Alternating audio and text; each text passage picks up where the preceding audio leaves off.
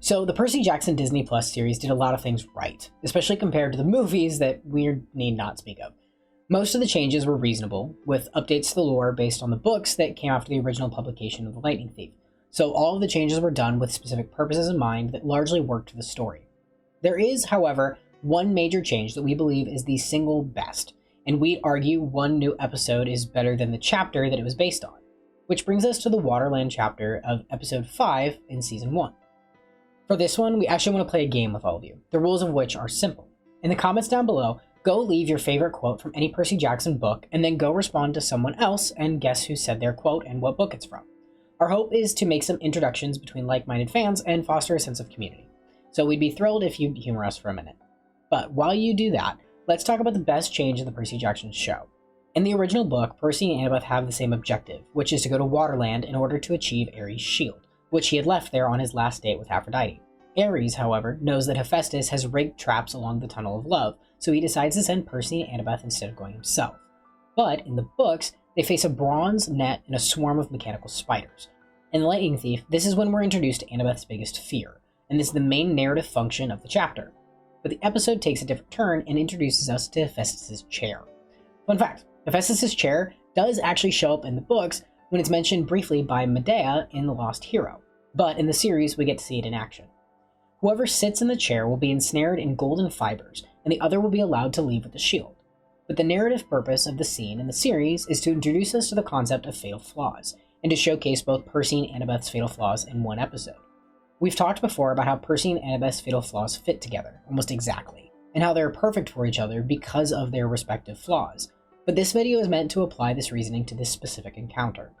Percy's fatal flaw is loyalty. He will always run headlong into danger and put himself on the line before he lets anyone else he cares about get hurt. This is the easiest way to lure Percy into a trap, since he does this in just about every single book. In The Lightning Thief, his mother is in danger, so he travels across the country to save her. In the Sea of Monsters, he finds out that Grover is in danger, so he travels across the country and through the Sea of Monsters to save him. In The Titan's Curse, Annabeth is in danger, so what does he do? If you guessed that he travels across the country to find her and save her, you'd be right. He does this with everyone, and it's not Percy getting into a trap that's the problem, it's finishing him off once he's cornered. Annabeth, however, is burdened with pride. Her hubris leads her to believe that she can achieve just about anything, but we take this even a step further. We'd argue that her pride is specifically logic-based, and in particular, she believes that every problem has a logical solution that can be determined through facts and reason. She's always relied on her brain power, and as a daughter of Athena, she's usually the one that's most capable of getting her friends out of logical problems that require strategy. Unfortunately for her, however, what this means is that she can't deal with emotional problems nearly as well. She has major trust issues since her father all but abandoned her in favor of her stepmother and step-siblings until she ran away when she was 7. Then, when she found a new family in the form of Talia and Luke, they both ended up leaving her in some capacity as well. Talia gave her life to protect her, and for all intents and purposes, she was dead until the very end of Sea of Monsters, and then Luke turned his back on Camp Half-Blood to side with the Titans. Everyone else she has ever known and loved has left her, but Percy's flaw is that he will never leave anyone, and the Hephaestus chair is the perfect physical representation of both of these flaws. At this point, Percy has known Annabeth for about a week, yet when given the chance to save his mother by giving his own life, he takes it. He knows that Annabeth is more capable of handling a quest than him, so not only is he trusting the life of his mother in her hands, but he's giving her the chance to succeed on her first quest. Percy knows full well that Annabeth wants nothing more than to prove her worth by succeeding in a quest, so he gives her the opportunity to do so, even though he's really only known her a few days at that point. He's already decided that he's going to help her get what she wants by giving himself, which is planting the seeds for the defining characteristics of his arc going forward. Annabeth, however, immediately looks at the chair logically, despite the fact that it was built by a god. Not just any god, mind you, the god of inventions and technology, so the machines that he builds are infinitely more complex than the human mind can hope to comprehend, even a child of Athena. She believes that she can solve the problem, and so she gets to work, but quickly finds out that she has limitations, even when it comes to her own intellect. I would also like to add, she's 12. Even if she's a genius, she's 12. Nikola Tesla and Archimedes weren't solving this shit when they were 12. They were full-grown adults with full educations. Still a child. I think canonically Archimedes might be a son of Athena. So, anyways, there are just some problems that are beyond her grasp, and she physically cannot compute that fact. So instead, she has to rely on an emotional appeal to sway Hephaestus. At this point, Luke hadn't betrayed her yet, so her emotional problems aren't quite as deep, but that doesn't mean that they're not there at all. In the Heroes of Olympus series, we get to see this in the Cavern of Phobos and Deimos, which is an example that we've brought up before because it's simply perfect at displaying Annabeth's shortcomings. She's with Piper, and the two need to escape, so Annabeth immediately looks at the situation analytically, but Piper knows that this is a place of emotion, and that they have to follow their instincts rather than logic and reason. The first thing Piper does is to cut down their escape rope, which causes Annabeth's strategic brain to blue screen, but Piper convinces Annabeth to trust her.